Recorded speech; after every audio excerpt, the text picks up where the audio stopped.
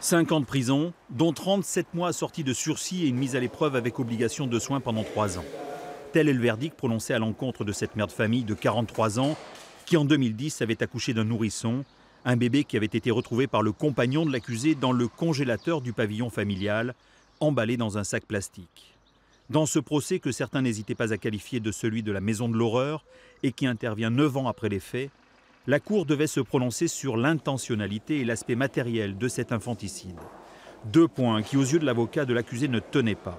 Les jurés n'ont en fait pas reconnu coupable la quadragénaire d'avoir volontairement donné la mort à son bébé alors qu'elle était atteinte de troubles psychiques qui ont altéré son discernement.